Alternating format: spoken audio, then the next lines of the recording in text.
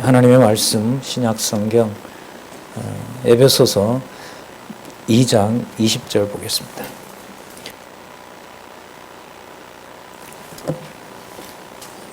신약 성경 에베소서 2장 20절 제가 읽겠습니다. 너희는 사도들과 선지자들의 터 위에 세우심을 입은 자라. 그리스도 예수께서 친히 모퉁이 돌이 되셨느니라. 네, 이 문장을 보시면 너희는 바로 에베소 지역에 있는 성도들을 말하는 거죠. 주로 가정교회를 중심으로 모이는 지체들이고 또한 형제들이고 사도 제자들이고 하는 그 모든 성도들을 말합니다. 자, 그들이 누구냐 하면 사도들과 선지자들의 터 위에 세워졌다고 합니다. 세웠다는 말은 여러분들 잘 아시고 있는 바로 오이코도모스입니다. 그 명사가 여기 있는 대로 이제 오이코스라는 말이죠. 그러니까 이게 바로 사도들과 선지자들을 통해서 기록하게 하시고 깨닫게 하신 말씀으로 지어진 집, 이 말인 거예요. 그러니까 바로 우리 오늘 이제 살펴볼 텐데요. 에베소서 주제가 이제 교회의 진리를 통한 무장이니까 이 요절 속에 에베소 교회, 에베소에 있는 이방인들도 바로 구약과 관련이 되고 이제 신약의 그리스도가 전하신 말씀, 이제 당신은 아직 완결은 되지 않았으니까 바울을 통해서 이제 보내는 그 편지를 받고 그걸 하나님의 말씀으로 받는, 그래서 교회로 세워지는 바로 그 지체들을 말하는 거죠. 자, 너희는 사도들과 선지자들의 터 위에 세우심을 입은 자라. 자, 그러면서 그 모퉁이 돌, 그 반석은 바로 그리스도 예수이시다. 이렇게 이제 알려주고 있습니다. 예수 그리스도와 그 다음에 진리의 그 기록자들이고 또 진리를 전달했던 바로 그 하나님의 사자들, 제자들, 사도들과 바로 선지자들을 여기서 소개하고 있습니다. 우리 교재에는요, 성경 강론 16권 8646페이지에 보시면 제3장 교회 무장을 통한 성취 내용이 나옵니다. 우리 개론은 잠시 상세하게 하면 또 이것만 가지고 다 할 수 있지만은 큰 틀에서만 소개한 내용을 염두에 두면서 에베소서 내용을 한번 같이 보도록 그렇게 하겠습니다. 여기 보시면은 이제 제3장 에베소서에서부터 빌레몬서인데요. 에베소서가 이제 따로 묶여 있습니다. 이제 교회의 진리를 통한 무장입니다. 이때 교회는 조금 전에 살펴보셨던 요절에 누구와 누구의 터 위에 세웠다 그랬죠. 선지자들과 사도들의 터. 이건 곧 진리의 말씀입니다. 그러니까 진리의 말씀으로 세워진 바로 교회를 말하는 거죠. 바로 그 교회를 교회의 에베소 이방인들도 포함된다는 거죠. 사도행전에 보면 에베소 지역을 사도 바울이 여정에서 가장 오래 강론합니다. 그 두란노 소원을 나중에 정하고 그 전에 3개월, 다른 본문에서는 3년이라고 얘기를 하거든요. 가장 오랫동안 성경 강론이 일어났던 곳이 바로 이제 에베소 지역입니다. 그 에베소 내용이 바로 의미분석 성경 개론의 제목이 다름 아닌 큰 틀에서는 성령께서 무장하신다는 내용이고요. 그 다음에 무슨 내용으로 무장을 하느냐, 바로 교회라고 하는 바로 그 진리, 교회가 무엇인지, 교회의 본질이 무엇인지를 알려주는 겁니다. 싸움으로 비유하면 우리 여기 인근에 보면 아주 유명한 성이 있죠. 그 화성에 있는 수원성 들어보셨죠? 아주 놀라운 기술로 그 당시에 이제 지었다고 얘기를 하는데, 무슨 뜻이냐면 어떤 구조로 되어 있느냐는 것을 아는 것이 집의 본질을 아는 겁니다. 아무리 훌륭한 군사들이 많다 하더라도 성벽이 뚫리고 온 사방에서 적군이 몰려오게 되면 견디기가 어려운 것처럼 교회가 무엇인지를 에베소 성도들이 깨닫도록 하는 것이 바로 무장의 가장 가장 중요한 토대가 됩니다. 아까 요절에 보면 누가 그 모퉁이 돌이 되셨다고 하죠? 그리스도 예수께서. 그 모퉁이 돌 되셨다는 게 이제 건물로 말하면 그 성벽과 기초와 그 모든 그 병사들이 싸울 수 있는 바로 그 집이라고 할 수가 있겠죠. 왕국이라고 할 수가 있을 겁니다. 여러분 기억나시지만 그 게하시가 엘리야 선지자의 그 종이었잖아요. 아람 왕국이 이제 막 쳐들어왔을 때 이제 다 끝났구나 했는데 그 게하시의 눈을 밝혀서 불말과 불병거가 북이스라엘 남유다를 지키고 있다는 걸 하나님 보여주시잖아요. 마찬가지인 거죠. 에베소의 내용을 통해서 교회가 무엇인지, 이게 얼마나 견고한 것인지, 이거는 세상에 있는 그 소재나 세상에 속한 어떤 건물 소재로는 이해할 수가 없는 겁니다. 역사적으로 보면 이 당시 에베소가 제2의 로마였기 때문에 엄청난 여기 신전이 있었다 그래요. 그 50m 대리석이 150여 개가 박혀 있는 성전이 있었으니까 누가 보더라도 몇몇 모여 있는 에베소 교회와 그리고 바울이라는 사람의 편지를 겨우 받고 있고 한 3년 동안 또 그렇게 가르치고 간 그 소수의 그 모임과 그렇게 어마어마한 신전을 두고 어느 규모가 신을 더 모실 수 있고 신을 더 섬길 수 있느냐, 그건 눈에 봐도 답이 나오는 거죠. 하지만 내용으로 우리가 들어가서 살펴볼 텐데 성경에서 말하는 또 특히 에베소서에서 말하는 교회는 바로 이 세상에 속한 어떤 것으로도 비교할 수도 없고 알 수도 없는 바로 그 비밀을 에베소서를 통해서 알려주고 있다고 보면 됩니다. 그 바탕 위에서 무엇이 이루어지냐면 교회의 생활이 가능한 겁니다. 그럼 이럴 때 교회의 생활은 아까 교회의 진리를 이 땅에 속한 내용으로는 알 수 없다고 했기 때문에 교회의 생활도 이 세상 사람들이 살아가는 방식으로는 설명이 될까요? 안 될까요? 안 되는 겁니다. 그래서 이제 복음에 합당한 생활과 바로 연결이 됩니다. 복음에 합당한 생활을 한다는 것은 바로 바울이 보냈던 편지를 또 사도들이 가르친 복음을 그대로 따라가는 거거든요. 그게 골로새서에 오면 어떻게 되냐면 굳건한 믿음의 생활을 가능하게 합니다. 근데 이 두 가지가 떨어질까요? 떨어지지 않을까요? 절대로 떨어질 수가 없습니다. 반대로 말하면 굳은 믿음의 생활, 진리의 토대를 놓은 생활이 곧 바로 복음에 합당한 생활이 되는 거죠. 복음에 합당한 생활은 다른 어떤 모든 일들의 결론을 하나님께서 세우신 교회에 하나님이 그 교회를 관리하신다, 운영한다. 여러분 그게 바로 오이코돔의 오이코스입니다. 오이코스라는 이 명사의 동사는 뭐냐면 어떤 주인이 자기 집을 지어놓고 그 집을 자기가 원하던 대로 관리한다, 이런 뜻입니다. 그럼 이게 에베소서 처음에 나오시는 거 여러분들 아시잖아요. 창세전에 하나님께서 그리스도 안에서 진리의 말씀으로 인치신 바로 하나님의 백성들이 함께하는 교회, 바로 그거와 바로 연결이 되는 겁니다. 그것과 여러분 체제와 연관이 있을까요? 없을까요? 있습니다. 그럼 요때 이때 체제를 로마 황제가 있고 뭐 로마의 주교가 있고 그 밑에 명령으로 하향식으로 그 어떤 운영이 되는 어떤 그런 체제라는 관점에서 교회 체제를 보면 알 수 있을까요? 없을까요? 없는 거죠. 아까 토대도 그리스도가 놓았다 그랬고 생활도 세상의 상식으로 접근할 수 없다고 그랬고 세상의 방식으로 이해할 수 있다면은 바울이 보낸 것을 굳이 볼 필요는 없어요. 바울이 보낸 편지만 봐야 될 이유가 없죠. 우리가 성경만 봐야 될 필요가 없어요. 신학교 가면 이제 배우는데 교회 행정학, 경영학 배우거든요. 온갖 이론들이 치밀하게. 그러니까 지금도 목회자들 모임에서 인기 있는 프로그램은 목회 운영 방식입니다. 어떻게 하면 사람들을 모으고 어떻게 하면 이런 시대에 이런 어떤 경제 상황과 사회 상황 속에서 어떻게 성도들을 교회로 잘 모아서 잘 관리할 수 있느냐, 어떤 방식이 좋으냐, 이런 세미나는 뭐 아직도 그야말로 호황을 누리고 있죠. 하지만 그것은 성경에 기록한 하나님께서 세우신 교회를 하나님의 방식으로 운영하는, 하나님이 통치하시는 것과는 비교를 할 수가 없는 겁니다.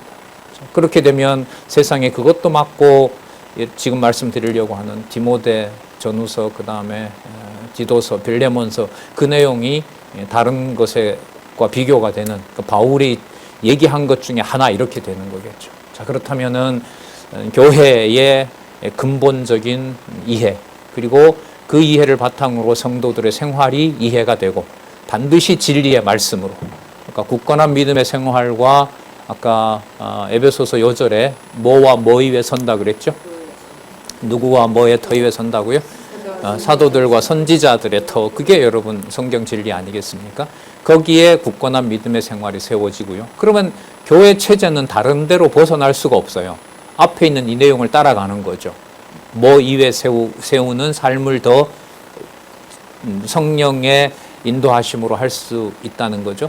진리의 말씀을 어떻게 하면 먹지 못하는 자들에게 안내하고, 또 이미 세워진 교회를 어떻게 그 성령에 약속하고 있는 바를 따라서 성령께서 해가고 있는 일을 보는 거죠. 보고 깨닫고 그 일에 하나님을 찬양하고 하나님의 능력을, 드러난 능력을 깨닫게 되고, 그게 바로 교회 체제라고 할 수가 있는 거죠. 자, 그래서 교회라고 하는 이 근본적인 진리, 그리고 하나님 나라잖아요. 이게 집이니까. 이 땅에 세워졌지만 또 이방인들인 에베소 사람들도 함께 하지만 유대인들과 차별이 없는 바로 그 비밀을 깨닫게 되는 거죠. 미리 말씀을 드리면 에베소서에서 이런 의미에서 중요한 개념이 여러분 들어보셨을 거예요. 비밀의 경륜을 따라 되었다. 이 말씀이 에베소서에 나옵니다. 그 경륜이라는 말이 집 짓다는 말이에요.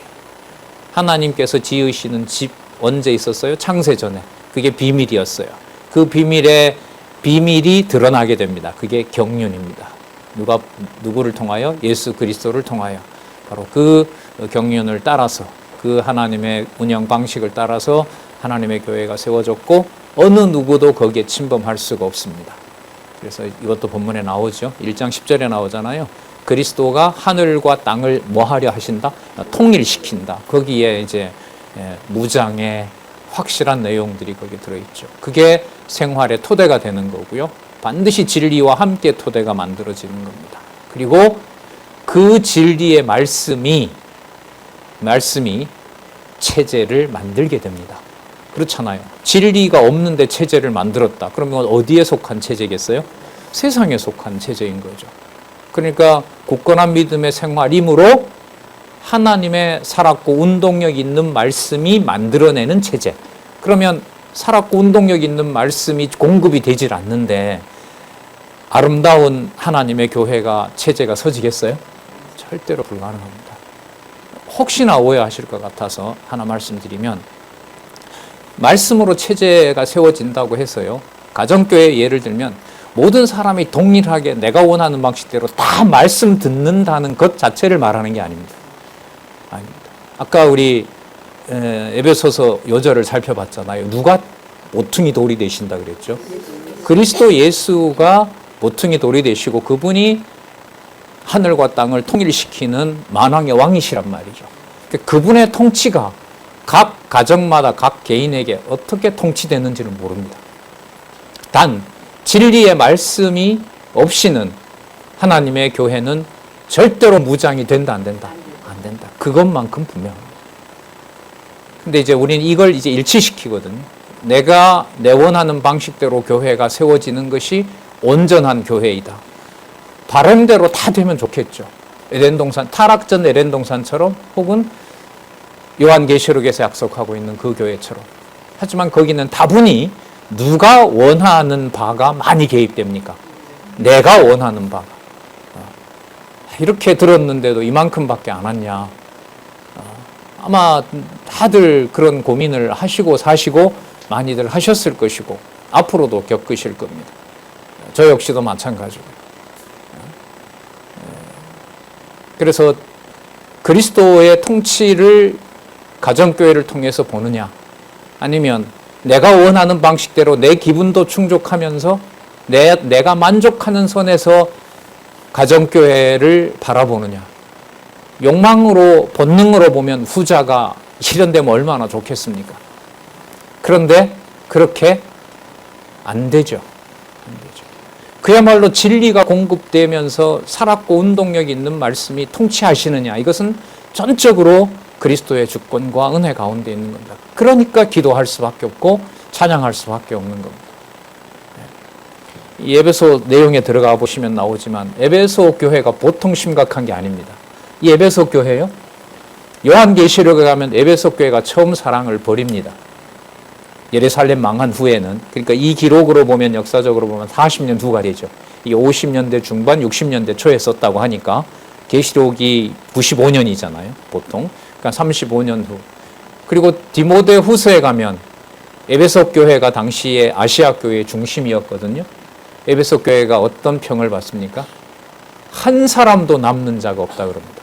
디모데 후서를 바울이 순교를 염두에 두고 보내는 글, 체제 중에서도 여러분 교회 책무와 칠이 나오는 부분이거든요.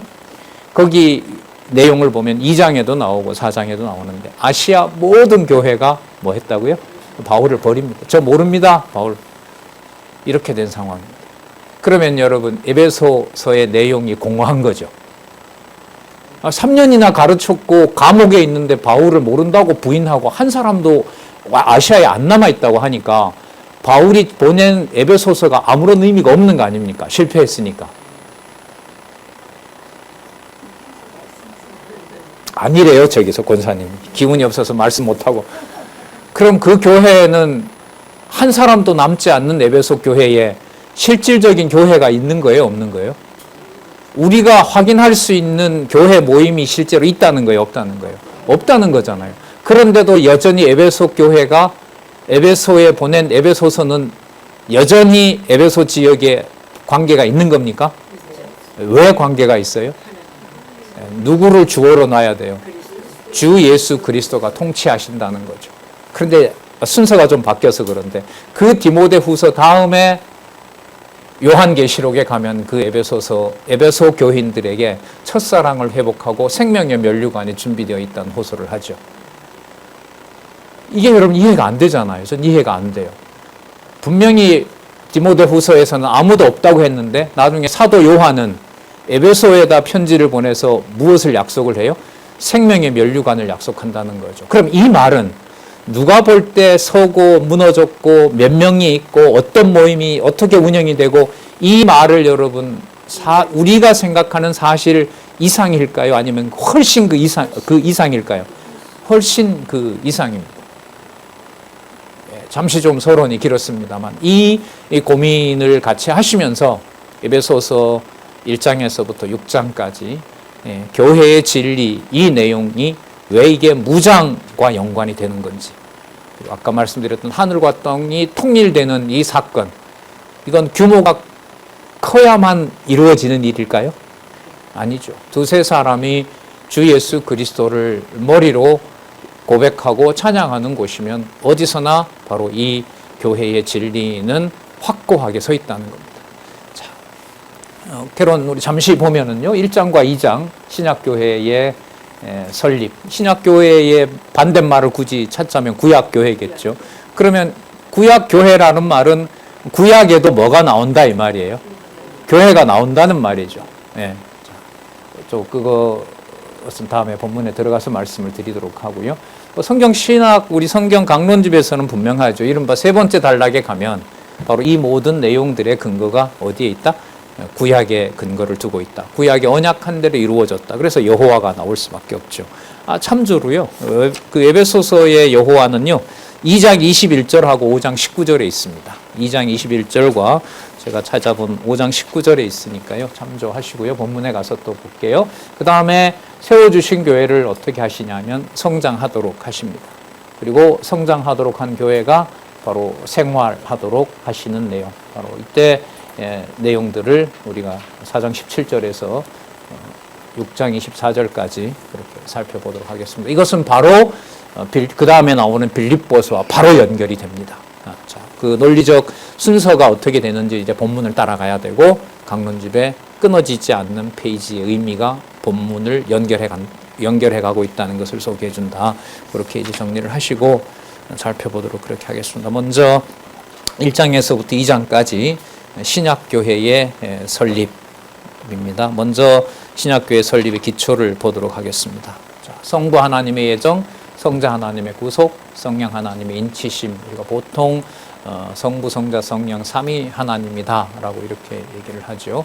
바로 하나님의 그 계시 사건이 창세 전에, 그리고 그 창세 전의 비밀이 계시 사건으로 드러나서 성령께서 이 에베소 사람들도 중생시켜서 진리의 말씀으로 확정해 주신 사건, 바로 이게 신약교회 설립의 기초인 내용입니다. 그리고 1장 20절에서부터 23절을 보면 교회의 머리, 그리스도시겠죠. 그 머리인 그리스도의 바로 지체가 또한 에베소 사람들이다. 이렇게 정리를 하면서 우리 본문 보도록 하겠습니다. 1장 1절, 하나님의 뜻으로 말미암아 그리스도 예수의 사도된 바울은 에베소에 있는 성도들과 그리스도 예수 안에 신실한 자들에게 편지하노니, 하나님 우리 아버지와 주 예수 그리스도로 조차 은혜와 평강이 너희에게 있을지어다. 자, 바울 서신의 앞부분에 보면 늘 나오는 이제 서문인데요. 이건 수신자가 바울이 글을 적는다 하더라도 자신이 저자가 아니다라는 거예요. 그렇다면 어떤 의미가 되죠? 계시의 말씀이라는 거죠. 절대 진리. 우리가 에베소서 앞에 갈라디아서를 배웠잖아요. 복음의 진정성은 무엇이 보장하고 있다? 절대성이 보장을 하고 있다는 거죠. 그러면 그 복음의 절대성은 바울이 기록한 문자를 하나님의 능력으로 바울을 하나님이 잡고 계신 거죠. 그래서 그 말씀이 생명의 말씀이 되는 겁니다. 바로 그 원저자가 하나님이시고, 또 교회와 관련해서 소개를 하죠. 하나님의 뜻으로 됐다고 얘기를 하고요. 그리스도 예수의 심부름꾼, 사도임을 밝혀주고, 그 다음에 그리스도 예수 안에 있는 신실한 자들. 자, 바울이 믿을 만한 사람이라는 것이 아니라 그리스도께서 오셔서 믿음을 주신 자들. 그러니까 이게 내 사람이다라는 걸 말하는 게 아니죠. 아까 시작이 하나님의 뜻으로 말미암았으니까. 그러니까 하나님의 뜻으로 말미암았고 내 것으로 내가 통치할 수 있는 성도다, 이런 개념이 아닌 겁니다. 자, 2절에 보면 하나님 우리 아버지와 주 예수 그리스도로 조차. 이게 분리가 되질 않아요. 하나님 우리 아버지, 그러니까 에베소에 살고 있는 사람들도 여호와 하나님을 누구라고 부를 수 있는 거죠? 아버지라고 볼 수가 있는 거죠. 그런데 그 아버지를 부를 때 그리스도 없이 가능할까요? 불가능할까요? 불가능하죠. 그래서 하나님 우리 아버지와 나오잖아요. 누구로? 주 예수 그리스도로 쫓아. 이게 아마 사도행전 여러분 후반부부터 이 개념이 같이 섞여 나타납니다. 그리고 요한계시록에 가면 이 낱말이 어떤 두 부분을 보면은요, 아예 접속사가 없이 같이 불러버립니다. 하나님 아버지 주 예수 그리스도, 이 문구가 붙어 있는 게 나와요. 그러니까 이 개념은 에베소서에서 살펴보겠지만은 이 땅에 오신 그리스도와 하늘에 계신 영원하신 아버지의 간극이 있다 없다? 없다. 이게 이제 통일이라는 개념으로 1장 10절에서 나오는 겁니다. 자, 계속 볼게요. 은혜와 평강. 은혜는 우리가 은혜의 복음을 통한 양육, 갈라디아에 있어서 잘 살펴봤죠. 어떤 지상에 일어난 성도들이 하나님 자녀된 사건에서 어떤 행위도 개입할 것이 있다 없다? 없다. 그게 여러분 5가지 쭉 복음의 근거에 대해서 나타났었죠. 바로 그 결과가 진짜 예루살렘이다. 평강은 여러분 예루살렘을 말한다 그랬죠. 예루살렘이라는 뜻이 평강이 머무는 곳입니다. 평강이 머무는 곳, 이런 거거든요. 그래서 샬롬, 이렇게 히브리인들이, 이스라엘 사람들이 인사하잖아요. 근데 그 진짜 평안과 그 샬롬이 창세전 은혜를 빼고는 설명이 된다, 안 된다? 안 된다. 에베소에 있는 당신들도 창세전에 그리스도 안에서 하나님 자녀로 선택을 받았고, 바로 그 평안이 여러분들을 지배하고 있기 때문에 어떠한 공중권세나 어떠한 세상 권력도 그 평안을 빼앗아 갈 수가 없다. 이런 내용이 여기에 담겨 있다고 할 수가 있겠죠. 아시는 것처럼 에베소서, 빌립보서, 골로새서가 옥중서신이잖아요. 옥에서 바울이 기록하도록 한 내용인데, 달려가고 싶지만 달려갈 수 없도록 하고 오직 진리의 말씀만 보내서, 그야말로 글만 보내서 그 교회들을 이른바 가르치고 또한 뭐 이른바 요즘 말로 목회를 하는 거죠. 그렇게 된 내용들이 바로 에베소서, 빌립보서, 골로새서이죠. 너무너무 가고 싶어 하지만 하나님이 보내지 않습니다. 바울이 직접 가면 교회가 잘 되고 바울이 글로만 보내면은 안 되고 그런 걸까요? 아닌 거죠. 바울이 자신이 쓰도록 한 내용에 대해서 변명을 곳곳에서 합니다. 특히 그 고린도 전후서에 보세요. 바울이 직접 쫓아가서 해결을 하려고 해도 못하게 하거든요. 가서 오해받고 돌아와서 이제 눈물로 다시 편지를 쓰는 일들이 벌어지잖아요. 그럼 이게 단지 문자라면 바울의 말에 설득되는 것으로 끝나겠죠. 그러나 하나님의 방법은 바울의 손과 발목을 묶어놓은 손으로 글은 쓰게 하시고 그 쓴 말씀이 누구의 말씀이다? 하나님의 말씀으로 살아서 운동력 있게 역사하도록 하는 거죠. 그래서 우리는 지금 이걸 하나님의 말씀으로 받고 있는 거 아니겠습니까? 1장 3절 보겠습니다. 옥중에서 찬송하리로다 라고 하는 찬양으로 본문을 시작을 합니다. 찬송하리로다. 하나님 곧 우리 주 예수 그리스도의 아버지께서. 그럼 여러분 이 표현을 보면 주 예수 그리스도와 하나님 곧 아버지가 분리가 돼요? 안 돼요? 안 되죠. 그러니까 우리가 하나님 아버지라고 부르면은 여기 보시면 우리 주가 들어가야 되죠. 우리 주가 누구죠? 예수 그리스도잖아요. 그러니까 아버지, 하나님 아버지라고 부르는 순간 주 예수 그리스도의 통치를 받지 않으면 아버지 하나님이라고 부를 수가 없는 거죠. 그러면 주 예수가 어떤 분인지를 바울이 보낸 글이 아니면 알 수가 있어요? 없어요? 없어요. 진리를 모르는데 어떻게 하나님 아버지를 바로 부르고 주 예수 그리스도가 교회의 머리 되신다는 걸 알 수가 있겠습니까? 그러니까 바울이 보낸 편지만 봐야 돼요. 그렇지 않으면 이제 우리 갈라디아서도 살펴봤지만 그건 바울의 글인 거고 복음이 절대적 진리가 될 수는 없는 겁니다. 물론 이 또한 그 깨달음을 주는 것도 진짜 성령의 철저한 인도로만 가능한 거죠. 우리가 많이 배우고 많이 알고 있다고 해서 그게 자동 내 속에서 살아서 역사하면서 모든 것을 하나님을 찬송할 수 있는 그런 것이 안 된다는 거 여러분들도 너무 잘 아실 겁니다. 이런 경우인데도 버리지 않은 것이 감사한 상황이 훨씬 더 많죠. 그래서 또 이제 말씀을 보게 되고 만약에 이 바울 사도가 이 글을 보냄으로 해서 정신을 차리고 다시 또 돌아와서 바울의 글을 보는 사람이 있는가 하면 더 악해져서 뭐 합니까? 더 간계를 부리면서 교회를 무너뜨리려고 하는 악의 세력도 있겠죠. 그런 면에서 성령께서 진리의 말씀을 보관하기도 하고 보존해야만 되고 그 말씀을 듣게도 해주셔야 가능한 일인 겁니다. 이 절박함과 절실함을 모르고는 그냥 공부 좀 해봐 뭐 이런 어떤 가벼운 얘기로 쉽게 말을 하게 되는데 너무 안타깝고 슬픈 거죠. 자, 계속 보겠습니다. 찬송하리로다. 하나님 곧 우리 주 예수 그리스도의 아버지께서 그리스도 안에서 하늘에 속한 모든 신령한 복으로 우리에게 복 주시되 복 주셨다는 거죠. 어떤 복이에요? 신령한 복이에요. 어디에 속해 있어요? 하늘에 속해 있어요. 그러니까 이 땅에 속한 것이 아닌 하늘에 속한 복이다라고 얘기를 합니다. 자, 창세기 1장 28절하고 바로 연결이 되겠죠. 네. 자, 곧 창세 전에 그리스도 안에서 이게 1절에 11번인가요? 12번인가 나온다 그랬죠? 그리스도 안에서 이 내용요. 자, 그리스도 안에서 우리를 택하사 우리로 사랑 안에서 아가페죠. 그 앞에 아버지 앞에 거룩하고 흠이 없게 하시려고. 이게 여러분 성도라는 거죠. 성도들이 바로 거룩하고 흠이 없는 자.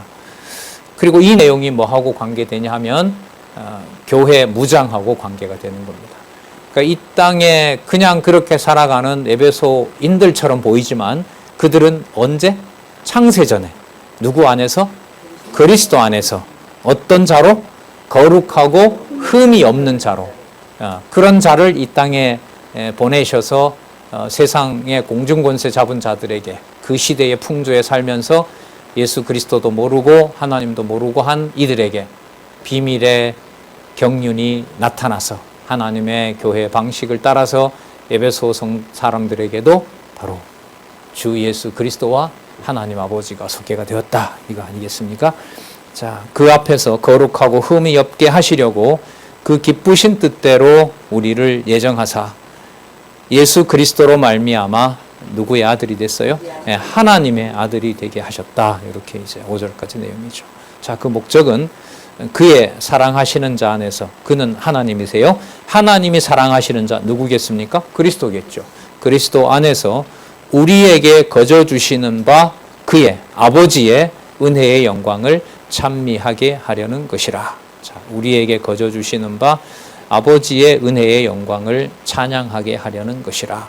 그럼 이 은혜의 영광은 지금 살펴본 것처럼 바울이 보냈던 이 말씀을 빼고 이 지상의 어떤 사상이나 어떤 뭐 관습이나 뭐 철학이나 이걸 가지고는 이 하나님의 은혜에 접근할 수가 있을까요? 없을까요? 없습니다. 없습니다. 유일하고 그런 의미에서 절대적인 거죠. 이게 지금 성경의 권위를 대할 때 이것을 확증해 주지 않으면은 그냥 바울의 신학, 바울의 글 이렇게 돼버리는 거예요. 그러니까 세상에 있는 일반 문헌과 성경의 본질적인 차이가 없어지는 거죠. 이걸 창세기부터 계시록까지 다 확인하지 않는다면은 좀 너무 안타까운 거겠지만 어느 몇 군데 그냥 단절이 생기게 되고 이 강론집의 순서, 페이지 순서가 별 의미가 없어지면 성경의 통일성은 끝나는 것이고 하늘에 속한 절대 진리를 문자를 통해서 깨닫는 일도 뭐 할까요? 사라지게 되는 겁니다. 그리고 어떤 정치적 권력과 많은 말세에 다가올 그리스도를 빙자한 많은 표적과 기사에 사람들이 넘어갈 수밖에 없는 거죠. 그런 면에서 아슬아슬하고 인원은 축소되고 있잖아요. 우리 어떻게 보면 이 말씀운동, 우리 교회 동역자협회 지난 40년, 그래서 저를 비롯해서 많은 분들이 이걸 그대로 받아서 공부할 수 있는 다음 세대를 하나님이 키워주십시오라고 그렇게 애타게 그렇게 간절하게 기도할 수밖에 없죠. 이게 뭐 바람이 되는 것이 아니라 실질적으로 구체적으로 한 구절 한 구절을 읽고 이게 진짜로 논리적으로 빈틈이 없는 하나님의 말씀이고 이 땅에 속한 내용으로는 접근할 수 없다라는 것을 확인하지 않고는 이걸 지키고 전한다는 것은 불가능하기 때문에 그런 거죠. 자, 계속 보겠습니다.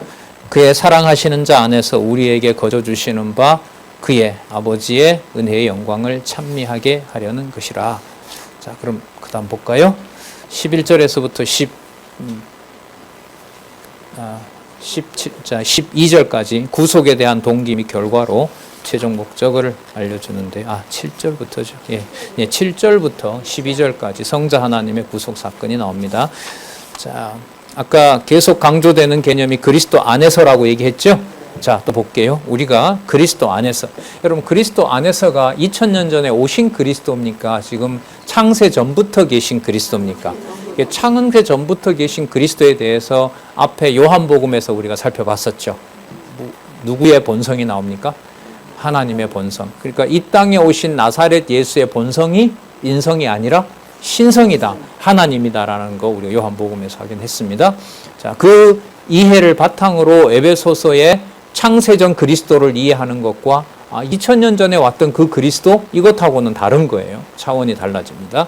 우리가 그리스도 안에서 그 은혜의 풍성함을 따라, 아버지의 은혜의 풍성함을 따라 그의 피로, 그리스도의 피로 말미암아 구속 곧 죄사함을 받았으니, 자, 이는 그가, 아버지가 모든 지혜와 총명으로 우리에게 넘치게 하사 그 뜻의 비밀을 우리에게 알리셨으니 곧 기쁘심을 따라 그리스도 안에서 때가 찬 경륜을 위하여 뭐 한 것이다? 예정하신 것이다. 그러니까 그 뜻의 비밀은 그리스도 안에서 영원한 사역이라고 얘기합니다. 그리스도 안에서 창세전에 하신 영원한 사역 안에 그 내용이 이 땅에 때가 되었을 때 하나님께서 그것을 보여주셨고, 자, 집을 건설하셨다라는 의미가 바로 뭐냐면 경륜이라고 보시면 됩니다.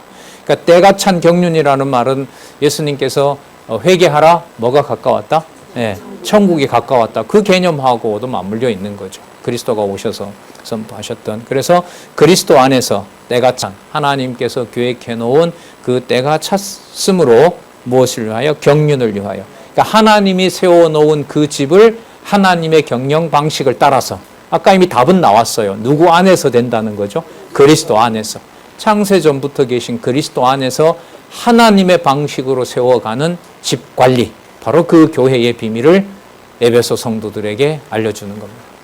이게 나중에 에베소서를 쓴 거기 때문에 이미 에베소에서 3년 강론을 하고 떠나서 로마 감옥에 있는 거잖아요. 그러니까 바울이 3년 떠나고 난 다음에 이 에베소 내용을 보면은 튼실하게 에베소 교회가 커가요, 못 커가요?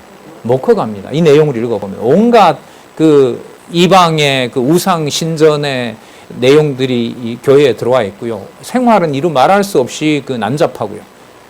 바로 여기에 바울을 통해서 창세전 그리스도 안에서 움직일 수 없고 흔들릴 수 없는 바로 그 집을 하나님이 관리하신다는 내용이 바로 여기 나와 있는 그리스도 안에서 때가 찬 경륜입니다. 그 경륜을 드러내 보여주시는 거고요. 그건 내가 그렇게 만든 것이 아니라 어떻게 된 것이었다? 예정된 것이었다.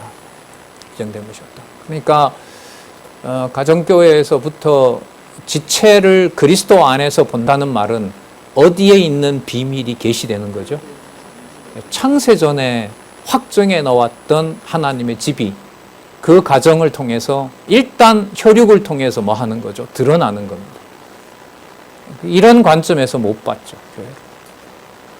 얼마 전, 요즘 근래, 특히 그 코로나 전에 이제 만나지 못하고 이제 이렇게 하면서 그 당시에도 에베소서, 요 근래도 에베소서 하면서 이게 너무너무 통탄스러운 겁니다. 자, 근데 아까도 말씀드렸지만은 그런 그리스도의 통치를 그리스도가 통치하신다는 것을 최고의 어떤 목적을 두고 하나님의 영광을, 은혜의 영광을 찬송하는 쪽에 마음이 가면 내 방식대로 가지 않지만 그리스도가 교회를 통치하신다는 것을 통해서 깊이 깨달아 가는데, 이게 이제 육신의 소욕이 발동하거나 인간적인 감정으로 가게 되면은 이 혈육에 얽매이는 거죠. 온갖 감정과 모든 열정과 모든 에너지가 피부치기 때문에 거기에 진리와 함께하는 사람들이 얽혀서 이제 여기에 엄청난 이제 인간적으로 보면 상처도 받게 되고요. 어떻게 보면 서로 좋아한다는 게 그냥 가족의 정으로 흘러가 버릴 수도 있고요. 물론 우리가 원하기도 기도하기로는 그렇게 함께하고 진리의 말씀으로 견고해지고 그렇게 키워지기를 바라는 것대로 되면 얼마나 좋겠습니까? 하나님 그렇게 하시지 않는 거죠. 그리스도가 말씀하신 대로 유대인들에게 내가 뭘 하러 왔다, 뭘 던지러 왔다고요? 불을 던지러 왔다고. 그 혈육 관계를 배제하진 않지만 그 이상의 창세전 그리스도 안에서 하나님 자녀된 이 교회의 비밀을 이 에베소서에서 처음서부터 끝까지 지금 그 이 심오함을 전해주고 있죠, 사실. 자, 볼게요. 10절에 그리스도 안에서 때가 찬 경륜을 위하여 예정하신 것이다 라고 얘기를 합니다. 자, 이 목적이 무엇인지 나옵니다. 하늘에 있는 것이나 땅에 있는 것이나 다 누구 안에서? 그리스도 안에서 어떻게 해요? 통일되게 하는 겁니다. 아까 그 여러분 경륜을 예정하셨다 그랬잖아요. 경륜이 아까 하나님의 집 아니겠어요? 그러면 그 하나님의 집이 이 땅에 그리스도가 직접 육의 몸으로 오셨어요. 그리고 제자들과 함께 하늘나라를 성취하셨고 구약의 언약을 성취하시고 그리스도의 몸된 교회를 세워주셨습니다.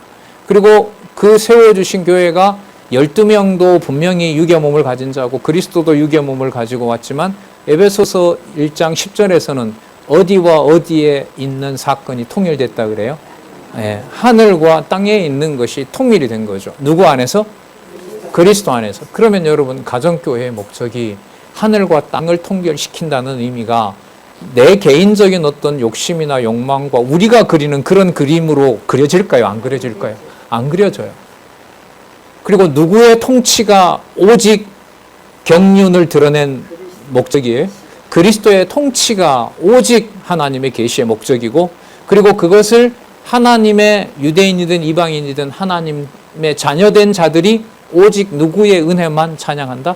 하나님의 은혜의 영광만 찬양하도록 하는 것이 바로 하나님께서 그리스도를 통하여 창세전에 하나님 자녀 삼으신 목적인 거죠. 자, 그러니까 땅에 있는 것 육신일 수가 있어요. 하지만 그 육신이 진리로 무장하지 않고 바울이 보낸 편지를 무시하고 하나님 여호와를 부른다라는 게 의미가 있을까요? 없을까요? 없어요. 이런 면에서는 되게 단순하고요.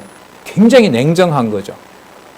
어디 이러한 요소에는 어떤 다른 요소가 여러분 섞일까요? 아니면 섞이지 않을까요? 우리가 생각하는 기준으로 평가를 하라는 말일까요? 하지 말라는 말일까요? 하지 말라는 거죠. 에베소에 편지를 보내는 상황으로 보면 바울은 실패한 거죠. 에베소 목회를. 3년이나 공들은 다 그냥 무너진 거죠. 이 본문 내용으로 들어가서 보면. 그러나 그것은 누가 교회의 통치자 되신다는 사실을 배제한 얘기예요. 그리스도가 통치자 된다는 걸 빼고 하면 그 말이 돼요.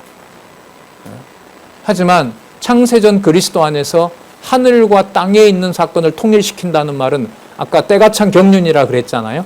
그리스도 안에서 창세전에 하나님이 확정해 놓은 일을 유대와 이방인을 포함해서 이 땅에서 하나님이 뭐 한다 다 보여주겠다는 거거든요. 그럼 그 보여주겠다는 영광스러움이 누구의 통치를 벗어나서는 의미가 없어요. 그리스도의 통치를 벗어나서는 의미가 없어요. 그래서 저는 여기에서 제 어떤 가정, 이것 또한 다행스럽게도 가정에서 신앙생활을 어렸을 때 한 것에서 상처받았고, 왜 다 교회 다니는 가정이었고 교회 다니는 친척들이 함께 하는데 왜 이런 세상에 꺼내놓기 부끄러운 일들조차 일어나는데 진짜 고민이 많이 했거든요. 고민을.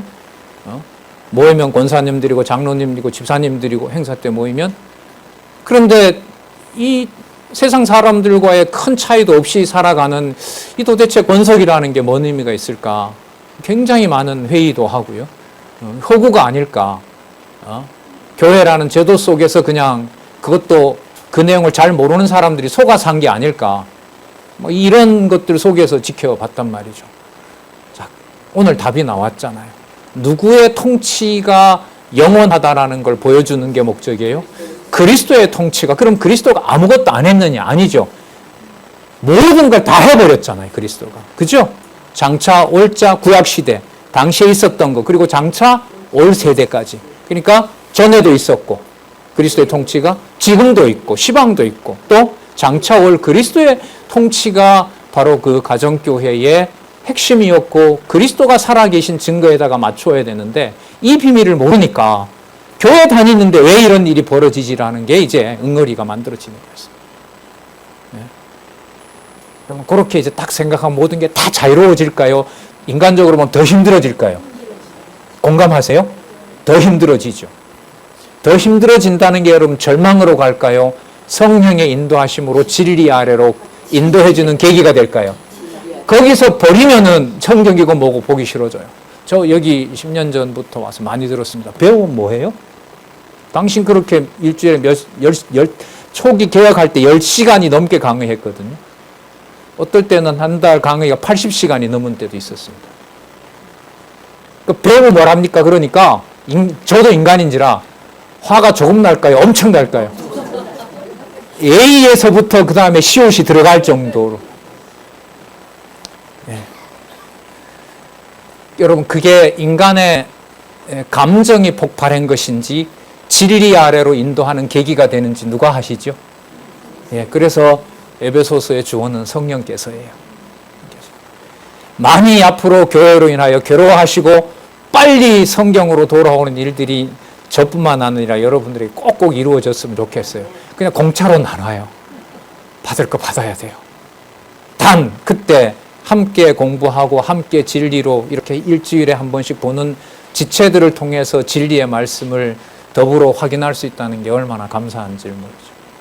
그리고 그런 불안하고 부족하고 그런 괴로운 나에게도 우리 교회학교 선생님들 오늘 오전에 많이 오셨는데 그들에게도 그리스도를 전할 수 있는 여유까지 그런 환경까지 준 거는 더할 나위 없이 감사한 거예요.